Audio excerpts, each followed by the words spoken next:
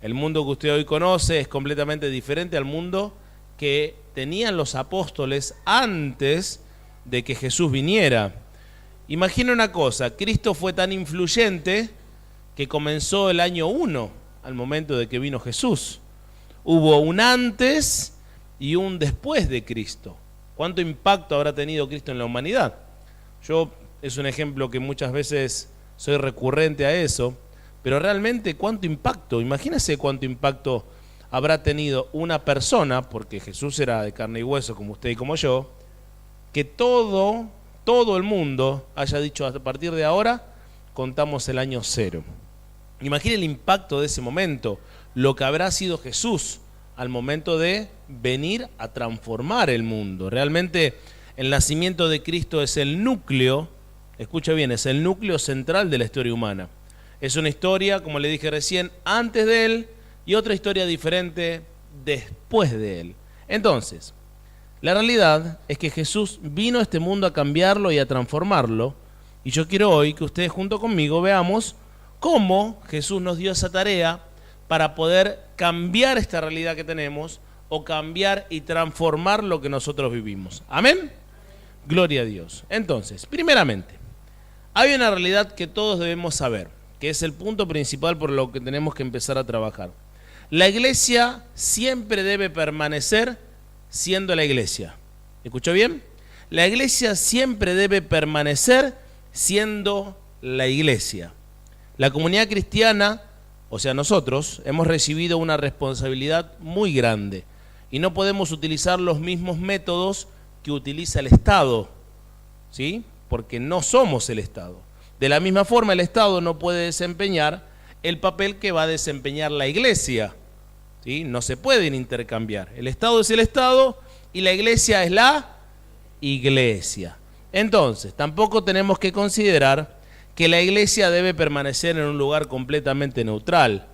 La iglesia tiene que realmente hacer algo. ¿Por qué? Porque la iglesia, como el Estado, fueron colocados por Dios.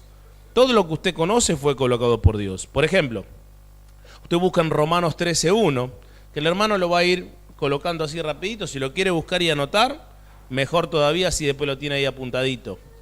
Romanos 13:1 dice, escuche bien, que es muy importante que usted lo lea. Toda persona debe someterse a las autoridades de gobierno, pues toda autoridad proviene de Dios y los que ocupan puestos de autoridad están allí colocados por Dios. Yo lo estoy leyendo en la Nueva Traducción Viviente. Esto es exactamente igual, someta de toda persona a las autoridades superiores, o sea, de gobierno, porque no hay autoridad sino de parte de Dios, y las que hay por Dios han sido establecidas. Es exactamente lo mismo. ¿Estamos de acuerdo? Por eso, desde esta perspectiva, debemos entender nuestra misión como cristianos. Entendiendo esto primero, tenemos que empezar a entender cuál es nuestra misión como cristianos, cuál es el fin que nosotros tenemos. La idea que nosotros vemos acá no sugiere que debemos decirle a los políticos o a la comunidad civil sí y amén a todo lo que nos digan. No quiere decir esto, sino que quiere decir que los cristianos debemos dar al Estado lo que nos piden para poder asegurar la buena marcha de la ciudad y para permitir cumplir sus tareas. Por eso mismo la palabra, si usted la sigue leyendo en Romanos 13, pero capítulo 6, la Escritura nos marca esta responsabilidad que nosotros tenemos. No es decirle a todos sí, amén, sino tener una responsabilidad dentro del Estado. Dice la palabra, yo lo voy a leer en la NTV también. Por esas mismas razones, también paguen sus impuestos, pues los funcionarios de gobierno necesitan cobrar su sueldo. Ellos sirven a Dios con lo que hacen. ¿Estamos de acuerdo? El Señor nos marca que Él colocó las autoridades de gobierno, Él colocó a la iglesia, y nosotros estamos sujetos a un Estado. Ellos, aunque usted no lo sepa, están cumpliendo el propósito de Dios. ¿Estamos? Toda autoridad de gobierno cumple el propósito de Dios. Recuerde bien, recién acabé de leer Romanos 13:1. Someterse supone a los cristianos aceptar una corresponsabilidad política que nos coloca junto a los no cristianos para poder cumplir una misma tarea por un bien común. ¿Está? Entonces, el deber de todo cristiano permanece aunque el poder civil esté mal representado y mal ejercitado. Lo voy a repetir de vuelta. El deber de todo cristiano permanece aunque el poder civil esté mal representado y ejercitado.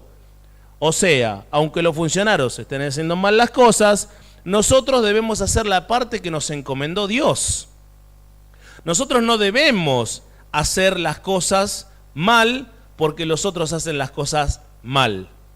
Nosotros debemos hacer las cosas bien aunque los otros hagan las cosas mal. ¿Se entiende? Miren, las autoridades civiles, como le dije recién, no poseen su existencia separadas del orden divino.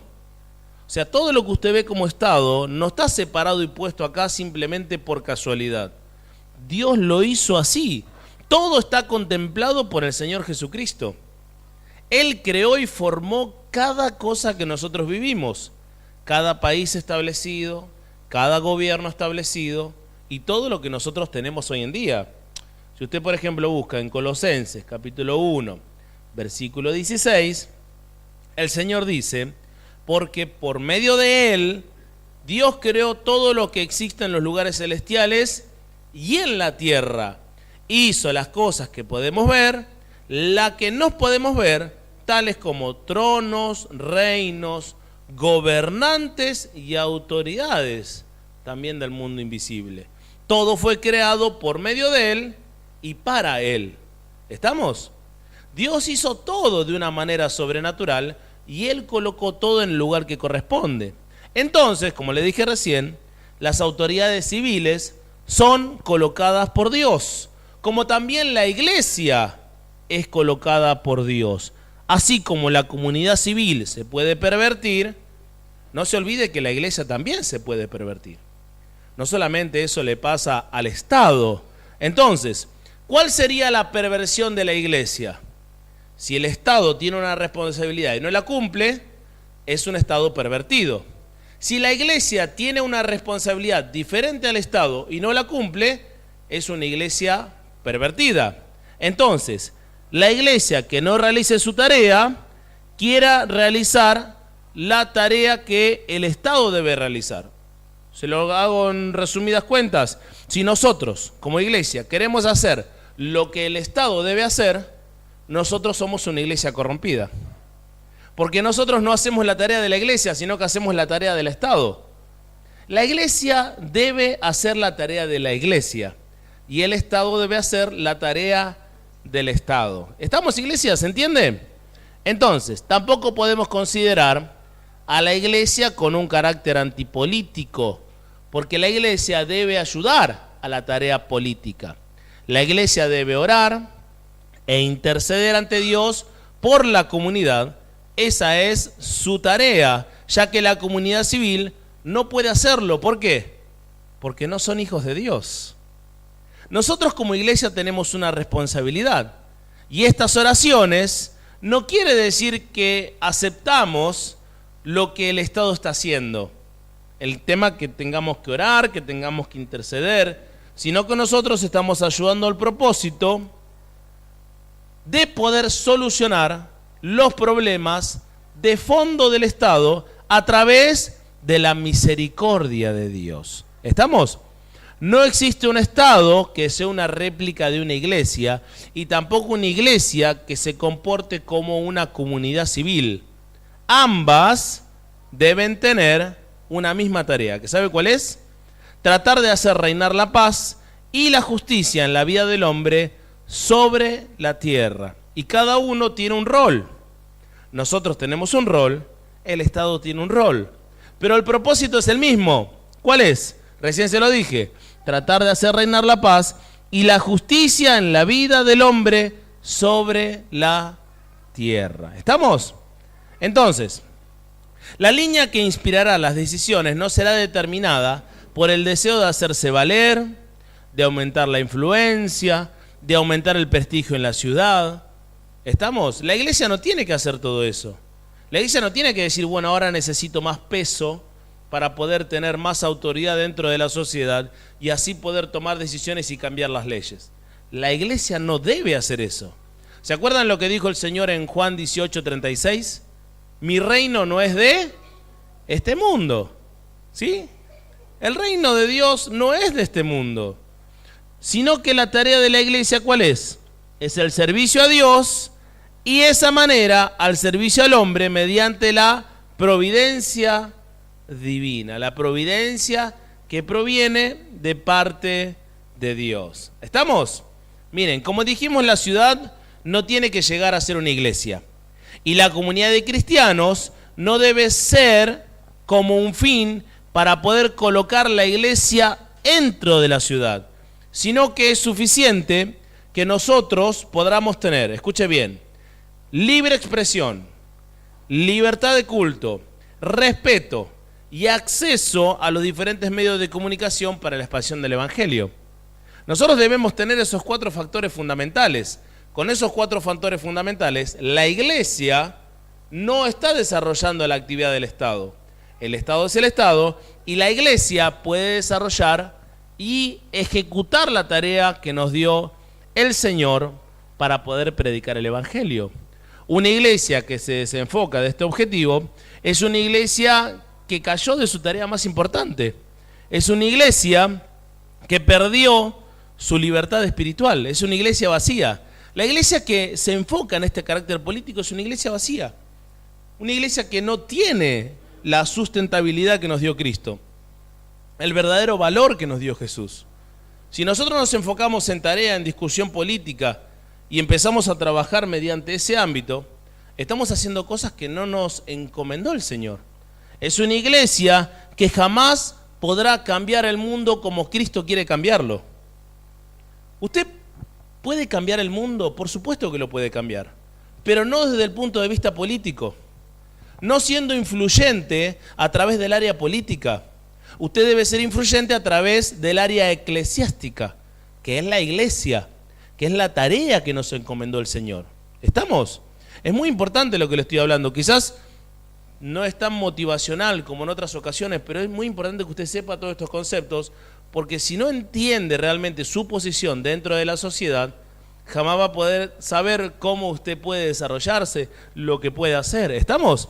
Por eso, para cambiar el mundo, desde la posición que nosotros estamos, nos debemos que comportar como iglesia. Si no, no vamos a cambiar el mundo como Cristo quiere cambiarlo. Lo vamos a cambiar como el Estado quiere cambiarlo. ¿Sí? ¿Estamos, iglesia? Entonces, si nosotros vamos a cambiar el mundo desde la perspectiva que tiene Jesús, nosotros debemos cambiar el mundo desde la fe.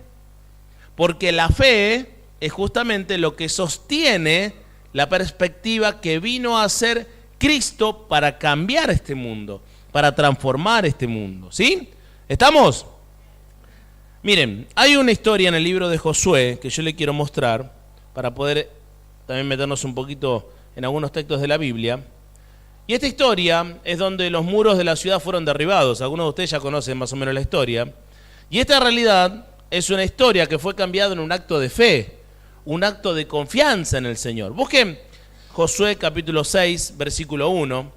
Y yo quiero leer algunos textos para que usted vea cómo a través de la fe se puede cambiar una realidad en el Estado, se puede cambiar una ciudad, literalmente.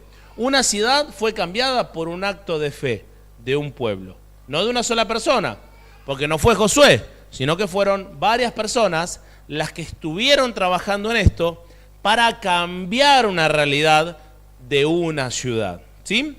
Entonces, Josué capítulo 6, versículo 1 dice así: ahora Jericó estaba cerrada, bien cerrada. Fíjese que hace el énfasis que estaba bien cerrada a causa de los hijos de Israel. Nadie entraba ni salía. Mas Jehová dijo a Josué: mira, yo he entregado en tu mano a Jericó y a su rey con los varones de guerra. Rodearéis pues la ciudad todos los hombres de guerra, yendo alrededor de la ciudad una vez, y esto haréis durante 6 días. Y 7, acuérdense bien del número 7 y cuántas veces los dice, Y 7 sacerdotes llevarán, ¿cuántas? 7 bocinas de cuernos de carnero delante del arca. Y al 7º día daréis 7 vueltas a la ciudad. Fíjense cómo el 7 está presente constantemente. Y los sacerdotes tocarán la bocina. Acá no está hablando de armas, no está hablando de poder militar, no está hablando de nada de eso, ni de leyes. Y cuando toquen prolongadamente el cuerno de carnero, así que oigáis el sonido de la bocina, todo el pueblo gritará a gran voz y el muro de la ciudad, ¿qué le va a pasar? Caerá. Entonces, vamos un poquito más adelante, en el versículo 15, miren lo que dice. El hermano lo pone rapidísimo. Al 7º día, otra vez el 7, se levantaron al despuntar el alba y dieron vuelta a la ciudad de la misma manera 7 veces. Solamente este día dieron vuelta alrededor de ella 7 veces. Y cuando los sacerdotes tocaron las bocinas la 7ª vez, Josué dijo al pueblo: gritad, porque Jehová os ha entregado la ciudad. Termina la historia en donde Josué puede invadir la ciudad y tomar toda esa ciudad y cambiar una realidad. Todo ahí en Jericó. ¿Por qué? A través de la fe. Ahí no se vieron armas, no se vio nada, simplemente las paredes cayeron. ¿Por qué? Por la realidad de lo que el Señor les había dicho. Una manera de poder cambiar una ciudad. Ahora, yo lo que quiero es que usted vea la analogía entre el número 7 y la entrega de la ciudad en manos de Josué. Primeramente, el número 7 es el número de la perfección. 7 días fueron necesarios para completar la creación. 7 es la perfección de la obra de Jesucristo. Conjuntamente con ese número 7 está la entrega de la ciudad. ¿Estamos? Entonces, el Señor nos está mostrando claramente que la única forma de poder tomar la ciudad es a través de Jesucristo. ¿Se entiende? Por eso usted puede empezar a ver claramente que la fe en Jesús, no la fe en cualquier cosa, porque si no uno empieza a tener fe en el agüita milagrosa, en un montón de tonterías. La fe en Jesucristo es lo que hace empezar a cambiar su realidad, la realidad de su entorno, la realidad de su familia y la realidad de la ciudad. ¿Estamos? La fe en Jesucristo. Vamos a ver otro ejemplo que también nos habla acá la Escritura. Había un hombre que se llamaba Naamán, no sé si alguno se acuerda ahí por el Antiguo Testamento. Cuenta la historia que Naamán tenía lepra. No sé cuántos de ustedes conocen la lepra o si habrán experimentado, pero la lepra es una enfermedad tal que la piel se empieza a descomponer y la persona no siente dolor, sino que simplemente se pudre en vida. Es una enfermedad horrible, realmente espantosa. Entonces este hombre, por supuesto, estaba desesperado para poder sanarse. Cuenta la historia que había un profeta que se llamaba Eliseo. Este Eliseo, que es un profeta de Dios, no un profeta de Satanás, le da una alternativa de sanación, la cual esta alternativa iba a parecer media tonta. Es una alternativa media sencilla. Le dijo algo muy sencillo que ahora vamos a leer. Y Naamán, cuando escuchó esta oferta de sanación, le parecía muy tonta, le parecía muy básica, muy... ¿De verdad tan fácil parece que se puede llegar a hacer? ¿No puede ocurrir algo un poquito más espectacular? Miren, vamos a leer juntos 2 de Reyes capítulo 5 versículo 10. Y ustedes van a ver cómo Naamán, el leproso, estaba esperando del profeta Eliseo algo más espectacular. ¿Cómo? Solamente eso, solamente la fe en Jesucristo puede hacer algo, un cambio sobrenatural. Solamente que yo ore, solamente que yo interceda, realmente puede hacer un cambio.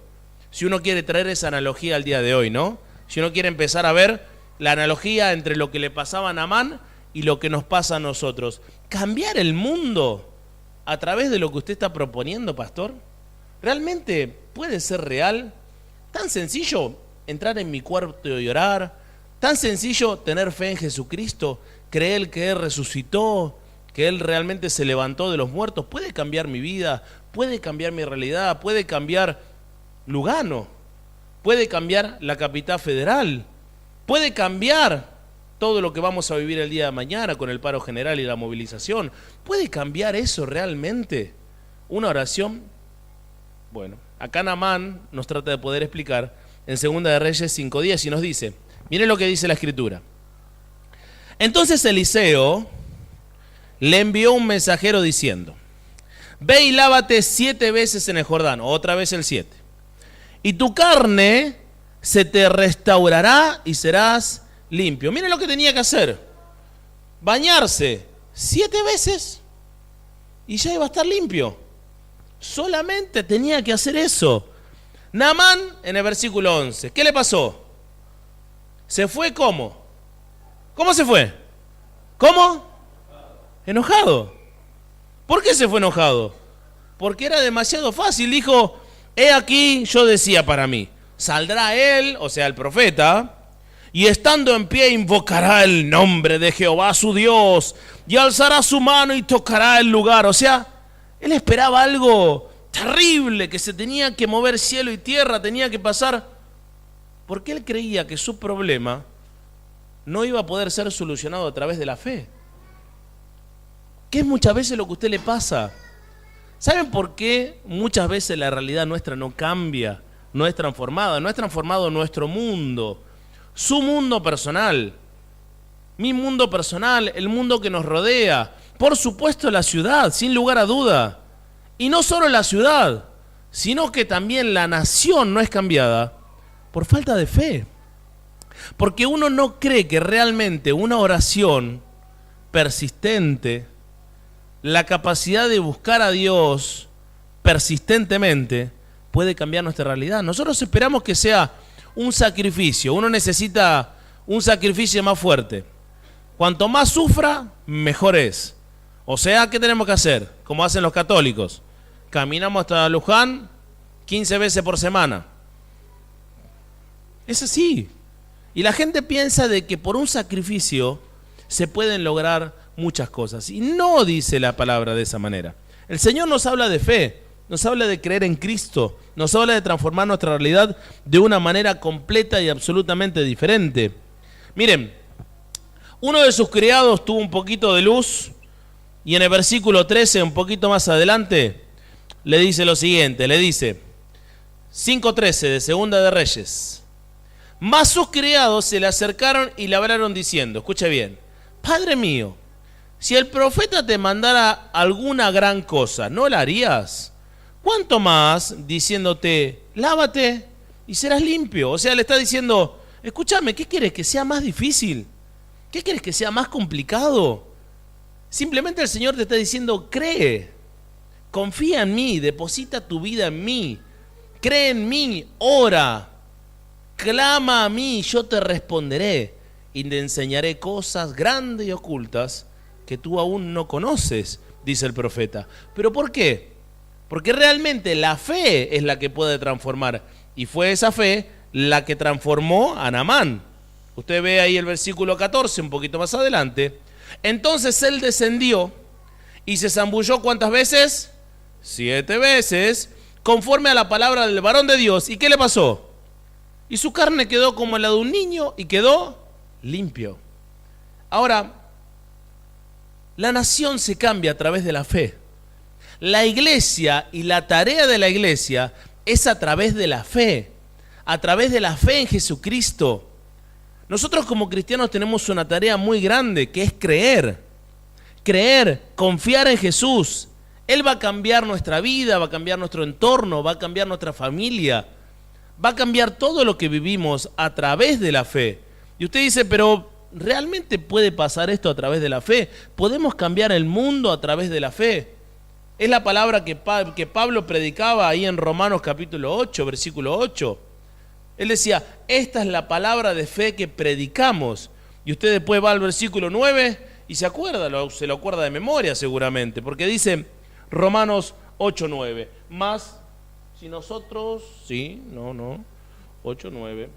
Bueno, que si confesares con tu boca que Jesús es el Señor y creyeres en tu corazón que Dios le levantó de los muertos, serás salvo, ¿sí? Capítulo 10, yo me equivoqué ahí. Entonces, porque con el corazón se cree para justicia, pero con la boca se confiesa para salvación. Exactamente. La escritura que dice, todo que en él creyere no será avergonzado. 11, por favor. ¿Estamos de acuerdo? Miren lo que dice la Escritura, es bien clara. Todo aquel que en él creyere no será avergonzado. ¿Qué quiere decir? Que usted va a creer, va a declarar realmente que Dios va a obrar y no va a pasar vergüenza, no le van a decir, ay, viste, ese Diosito que tenés vos no cambió nada en tu vida. Sí, Él va a cambiar, pero el problema es la fe, el problema es que usted no cree. Y no se lo digo de manera ofensiva, se lo digo para que ayudarlo a que crea, para que realmente confíe en el Señor. Confíe no solo que el Señor va a hacer la obra sobrenatural, confíe que Él resucitó de los muertos y de la misma manera Él tiene el poder para poder entrar en su vida, transformar su realidad, transformar su familia, transformar su entorno, transformar su ciudad, transformar su nación. ¿Por qué creemos que manifestándonos vamos a lograr algo como iglesia? ¿Por qué creemos que saliendo a una marcha, levantando un panfleto, vamos a lograr algo como iglesia? Si nosotros cambiamos la realidad por fe. Nosotros cambiamos la realidad por la fe, por la oración, por la misericordia y la gracia de Jesucristo. A través de eso nosotros hacemos un cambio. Esa es la forma que Dios nos enseñó. Yo recién les dije y les aclaré, por eso le hice toda la introducción de la iglesia. Nosotros vamos a cambiar el mundo como Cristo lo quiso cambiar, ¿no? ¿Y cómo lo quiso cambiar Jesús? A través de la fe. Dios no lo quiso cambiar de otra manera. Y Él hace la misma analogía a su familia, a su matrimonio, a sus hijos, a todo lo que usted vive, a través de la oración. Y la oración persistente es la que va a cambiar su realidad. Ahora pregúntese usted a usted mismo, ¿cuánto oró en la semana, en el mes, en el año, rogando para que el Señor tenga misericordia y cambie esa realidad? Y dejó de esforzarse. Mire, yo conozco muchachos, chicas, por no decir solamente un solo sexo, que intentan ir al gimnasio, ponerse más lindo para que el esposo o la esposa lo quiera o la quiera más. Hacen un esfuerzo terrible y se ponen todo musculoso y flaquito o flaquita. Y por ahí no está la solución. La solución es que usted se parezca más a Cristo o usted, mujer, se parezca más a Cristo a través de su forma de ser, de su forma de actuar, de su forma de relacionarse. De esa manera, nosotros creemos en Jesús, en su poder transformador, y por lo tanto nuestra familia es cuidada a través de la fe en Cristo. ¿Se entiende lo que trato de explicar? Es imposible poder hacerlo desde otra manera. Esa misma fe es la que nos transforma. Miren, la forma del cambio es a partir de que su nombre esté colocado en nuestras vidas, que su nombre sea lo más sublime y lo más sagrado. Jamás vamos a poder vencer el poderío de Satanás en este mundo si no es por el nombre y la fe en Jesús. Es imposible que eso suceda. Juan lo dijo en Primera de Juan, capítulo 5, en el librito ahí atrás de todo de Primera de Juan, capítulo 5, versículo 4. Él lo dijo.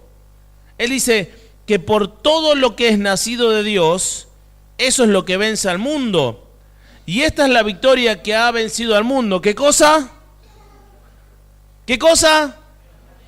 No, si lo va a decir así, hermano, ¿qué cosa vence el mundo? Le voy a repetir, no fe en cualquier cosa. Como dicen algunos, todo lo que yo pisare será mío y entra en un terreno baldío del vecino y el vecino lo saca a los tiros. Todo lo que pisar es mío. No, la fe en Jesús. No la fe en cualquier cosa. Nosotros tenemos que entender y creer que Jesús lo puede hacer real. ¿Amén? ¿Cuánto dicen gloria a Dios? Miren, esa misma fe es la que nos convierte en hijos de Dios. Y esa misma fe es la que a través de la oración, a través del amor, a través de guardar sus mandamientos, escuchó bien, ¿no? A través de la oración, a través del amor y a través de guardar sus mandamientos, Dios lo hace real. Por eso en Juan capítulo 5, pero versículo 1, que está un poquito más arriba, el Señor nos dice todo esto. Nos dice: los hijos de Dios que aman, que guardan esa fe, que oran y que guardan esos mandamientos, son aquellos que vencen al maligno, que vencen al mundo, que cambian la realidad de una nación, que cambian la realidad de una familia, que cambian el entorno. Dice: todo aquel que cree que Jesús es el Cristo, no fe en cualquier cosa, ¿no? Que Jesús es el Cristo, es nacido de Dios. Y todo aquel que ama al que engendró, ama también al que ha sido engendrado por él. En esto conocemos que amamos a los hijos de Dios, cuando amamos a Dios, ¿y qué cosa? Y guardamos sus mandamientos. Ahí es donde Dios opera con poder. Amar a Dios y guardar sus mandamientos son la razón principal del cambio en nuestra sociedad, y por lo tanto también son la razón principal del cambio en nuestra vida. Y no solo podemos cambiar nuestra vida, sino que además, como le dije recién, podemos cambiar nuestro entorno, podemos cambiar nuestra familia, y todo ese cambio lo llevamos a la iglesia. Y ahí es donde la iglesia es poderosa y no necesita ser igual que el Estado. Fíjense que el problema es la fe, porque a través de eso tenemos una iglesia poderosa que tiene poder. Cuando eso no ocurre, la iglesia se pervierte. Y la iglesia parece tener poder, pero es una iglesia muerta que está metida en los asuntos del Estado. Parece que tiene poder, pero no tiene poder. No tiene poder transformador a través de la fe. ¿Se entiende? Puede haber mucha gente, puede haber mucha publicidad, puede haber muchos legisladores en el Congreso que son de esa iglesia, pero no hay poder. Es una iglesia corrupta. Es una iglesia que no agrada a Dios. Es una iglesia que no está bajo el amor de Dios. Porque el amor de Dios es comprender cómo su misericordia fue derramada sobre nuestra vida. Cuando entendemos lo que Dios hizo por nosotros, escuche bien, ya no hacemos nuestra tarea porque nos obligan, sino por el contrario, la hacemos porque queremos hacerlo, lo hacemos por amor.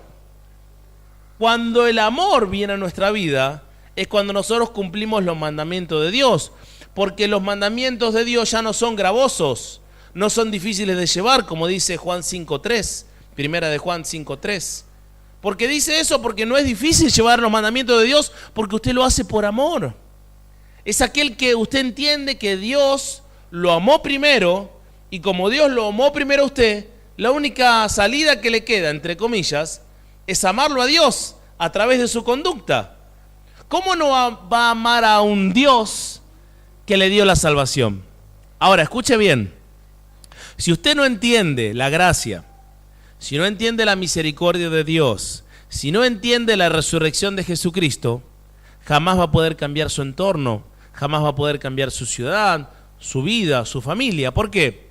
Porque usted, a través de entender todo eso, ahora guarda sus mandamientos y todo lo hace por amor. No es una carga, y tampoco usted está siendo alguien que no ejecuta el amor. Por eso la iglesia, cuando ejecuta el amor, quiere decir que entendió la gracia, quiere decir que entendió la misericordia de Dios. Porque ya no es un látigo que viene en su espalda y dice: ahora tenés que cumplir la ley, ahora vas a hacer lo que yo te digo, porque si no viene la ira. No, uno lo hace por amor, uno lo hace porque es hermoso, uno lo hace porque realmente Dios nos lleva a ese amor, y ese amor nos lleva a la oración, y esa oración es, ¿sabe por qué? Por aquellos que todavía no han conocido la palabra, una oración por aquellos que están en tinieblas, una oración por aquellos que necesitan de nuestra enorme responsabilidad de interceder delante de Dios para que su misericordia sea derramada en el pueblo. Esa es la tarea de la iglesia.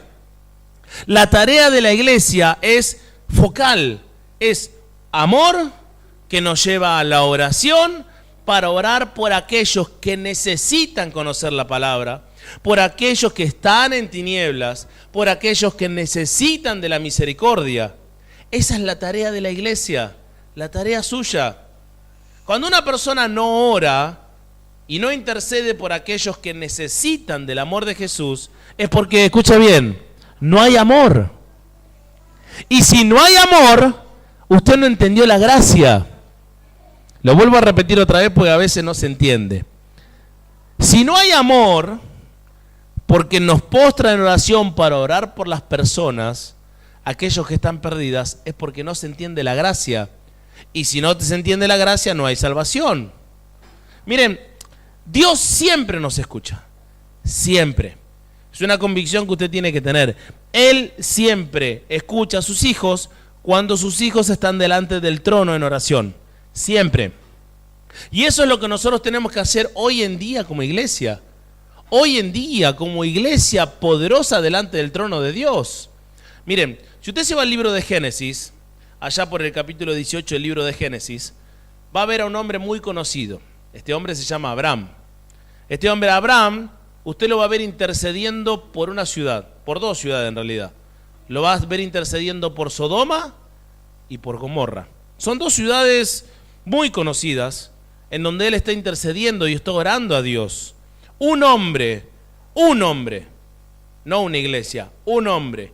Y mire lo que sucede cuando alguien se pone a interceder por una nación. Yo quiero que vaya al capítulo 18, versículo 16 del Génesis, y vamos a leer un par de textos, y va a ver cómo Abraham intercede delante del trono de Dios. No se olvide que es por fe, y no se olvide que Dios siempre escucha a sus hijos. Esto es lo que sucede cuando usted ora, con fe. Lo vuelvo a repetir, cuando usted ora con fe, ¿sí? Dice así, Génesis 18, 16. Y los varones se levantaron de allí. ¿Estamos? Amén, gloria a Dios, porque más que me confundo. Y miraron hacia Sodoma, y Abraham iba con ellos acompañándolos. Y Jehová dijo, ¿encubriré yo a Abraham lo que voy a hacer? O sea, le voy a decir a Abraham lo que estoy a punto de hacer. Habiendo de ser Abraham una nación grande y fuerte, y habiendo de ser benditas en él todas las naciones de la tierra. Porque yo sé que mandará a sus hijos y a su casa después de sí, que guarden el camino de Jehová, haciendo justicia y juicio, para que haga venir Jehová sobre Abraham lo que ha hablado acerca de él. Entonces Jehová le dijo, por cuanto el clamor contra Sodoma y Gomorra se aumenta más y más, y el pecado de ellos se ha agravado en extremo, descenderé ahora y veré si han consumado su obra según el clamor que ha venido hasta mí. Si no, lo sabré. Y se apartaron de allí los varones y fueron hacia Sodoma, pero Abraham aún estaba delante de Jehová. Se lo traduzco un poquito en palabras. Estaba Abraham delante de Jehová, o sea, Abraham estaba orando a Jehová. Eso es lo que quiere decir cuando dice estoy delante de Jehová. Él estaba orando en un sector y dos varones, o sea, dos ángeles, fueron hacia Sodoma y Gomorra para ver lo que estaba sucediendo ahí adentro. E iban a venir hasta Abraham para decirle a Dios, entre comillas, no se olviden que esto es una historia para que nosotros podamos entender, ¿sí? No es que Dios no lo podía ver, sino que lo hizo para que nosotros entendiéramos hoy esta escritura. Fueron a ver y vieron que realmente la ciudad se había corrompido. Era una ciudad parecida a lo que hoy vivimos. Es más o menos similar. ¿Y qué hizo Abraham? Siguió intercediendo delante de Dios. Siguió estando delante de Dios. Y en el versículo 23 dice la palabra, y se acercó a Abraham y dijo, escuche bien, esto está orando Abraham en este momento, ¿destruirás también al justo con el impío? Quizás haya 50 justos dentro de la ciudad. ¿Destruirás también y no perdonarás al lugar por amor a los 50 justos que están dentro de él?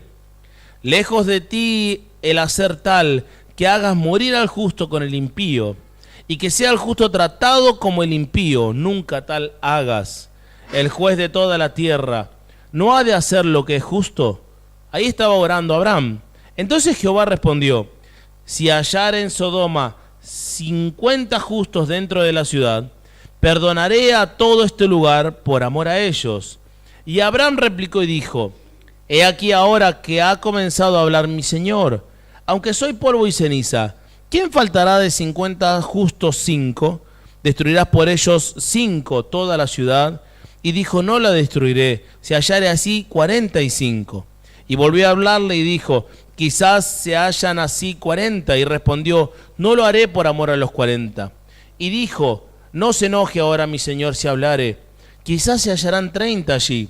Y respondió: no lo haré si hallare así 30. Y dijo: he aquí ahora que he emprendido el hablar a mi señor, quizás se hallaran allí 20.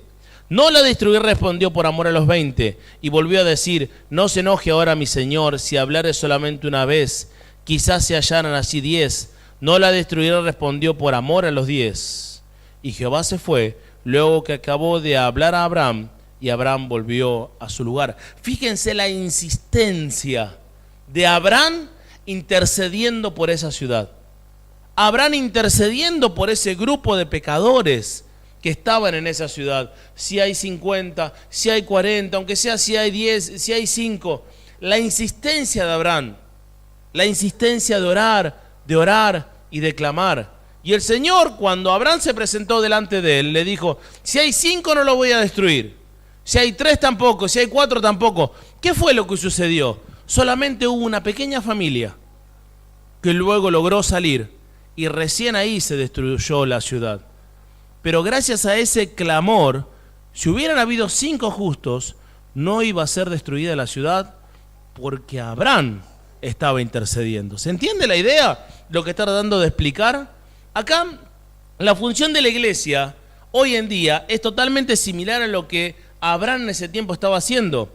El pecado en la sociedad actual, escúcheme bien, es exactamente igual a lo que nosotros vemos acá en Sodoma y Gomorra. Estamos viviendo tiempos similares a Sodoma y Gomorra, eso sin lugar a duda.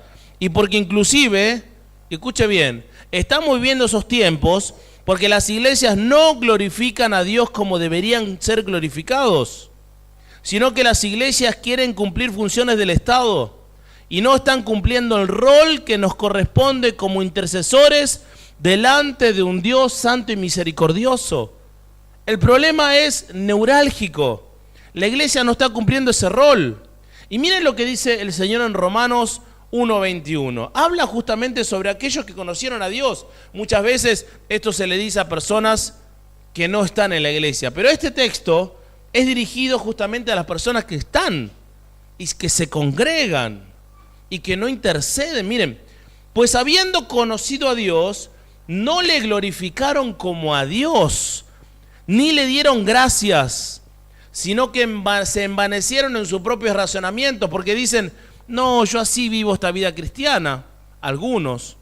Otras iglesias empiezan a tener roles dentro del Estado, porque se envanecen en sus propios razonamientos, se creen inteligentes estando en esos lugares y no cumplen la función y el rol que Dios les ha encomendado. Por eso dice: y su necio corazón fue entenebrecido. Y el versículo 22 dice: profesando ser sabios, se hicieron necios. Porque se creían sabios, pero la sabiduría no radica en un esfuerzo humano. La sabiduría radica en la fe en Jesucristo y en la actividad que nos dio Dios para poder interceder. Dios no nos dio unas pancartas en las manos. Dios nos dio una cabeza para apoyarla al suelo y 2 rodillas para interceder delante de Él. Esa es la oración de un justo. Mire, ¿usted sabe por qué todavía el Señor no destruye la tierra? ¿Nunca se puso a pensar eso? ¿Por qué no baja todo y mata todo el pecado y listo? Y nos vamos con el Señor y ya está, se acabó todo. Justamente, ¿por qué no pasa eso? Porque todavía hay cristianos y hay cristianas que están orando de la misma forma que ora Abraham. Están orando de la misma manera, están intercediendo con pasión delante de Dios. ¿Saben lo que están haciendo? Están pidiendo misericordia por el país, están pidiendo misericordia por tu vida,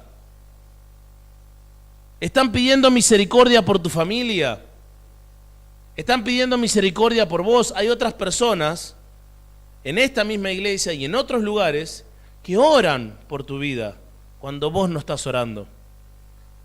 Pero eso es vivir de una oración prestada. Eso es vivir de algo que no debemos vivir.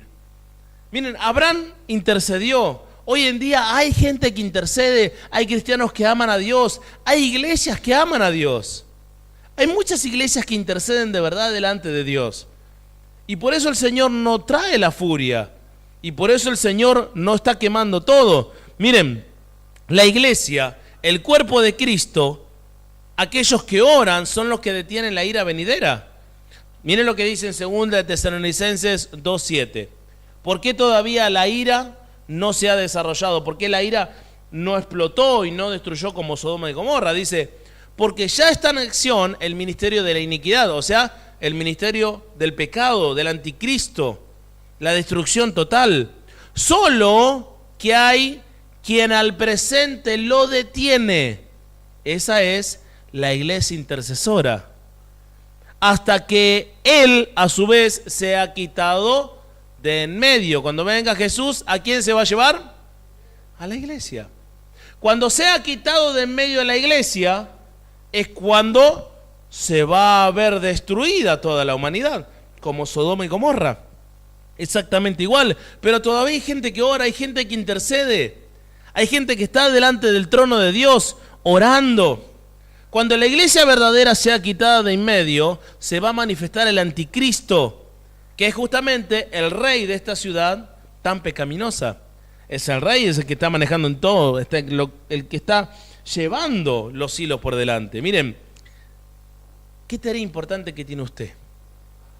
Póngase a pensar por un segundo la tarea importante que tiene usted. ¿Sabe la tarea que tiene usted? La de cambiar el mundo. La de cambiar el mundo, la de cambiar nuestro mundo. No es una tarea sencilla, usted tiene la responsabilidad de cambiar el mundo. Aquellos que somos cristianos, que creemos en Cristo.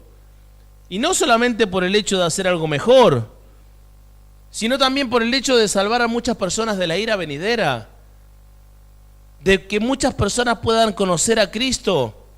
Miren, las profecías se van a cumplir todas. La Escritura dice, porque de cierto os digo que hasta que pasen el cielo y la tierra, ni una jota ni una tilde pasarán de la ley, hasta que todo se haya cumplido, dice la palabra en Mateo capítulo 5. Todo se va a cumplir, todo se cumplirá, todo. Lo único que va a quedar es el amor de una iglesia en un mundo completa y absolutamente corrompido. Ese amor es el único que va a quedar. Usted sabe lo que dice el libro de 1 Corintios 13. ¿Sabe lo que dice, no? ¿Qué dice el 1 Corintios 13? El amor nunca dejará de ser, pero las profecías acabarán, cesarán las lenguas y la ciencia acabará. Eso es lo que dice 1 Corintios 13, capítulo 8, por supuesto, ¿no? Ya lo tenemos que saber de memoria. Y sabemos que 1 Corintios 13 nos habla de ese amor que nosotros tenemos que dar. Miren, nosotros como iglesia somos luz en medio de la oscuridad.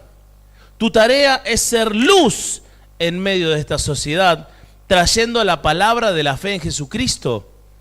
Si vos no traes esa palabra de fe en Jesucristo y no la podés encender en tu vida de una manera sobrenatural, jamás vas a poder cambiar tu realidad.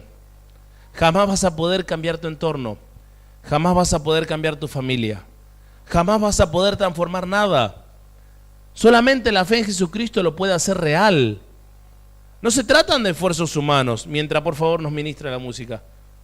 No se trata de esfuerzos humanos, no se trata de absolutamente nada que uno pueda inventar.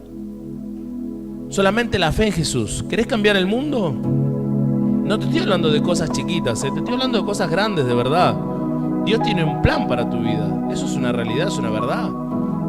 Dios cuando hizo tu alma, Dios la hizo con un propósito, no la hizo al divino botón.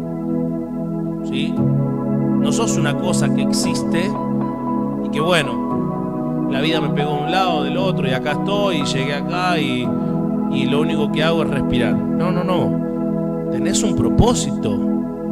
Y ese propósito no es algo simple. Es algo poderoso. Escuche bien. Abraham paró la destrucción de una ciudad. Y fue antes de la cruz. ¿Por qué usted piensa de que a veces no puede lograr lo que tiene planificado en su vida para cambiar? ¿Por qué se le caen los brazos cuando llega el momento de orar y dice, no, a mí Dios no me escucha, o es imposible para mí, o no puedo transformar una realidad, o no puedo cambiar mi vida? ¿Por qué? ¿Por qué duda tanto? Si sabe que Dios está, si sabe que el Señor es tan real como usted, como yo, usted conoce la historia. Miren, mañana yo quise enfocar esto en base a lo que va a suceder mañana y en la iglesia y la sociedad en el estado que vivimos, ¿no? Pero vamos a traerlo un poquito más a lo personal, a lo que usted vive, a su entorno, a su familia. Vamos a primero cambiar ahí, el entorno y la familia. ¿Por qué piensa de que su vida o su entorno no puede cambiar?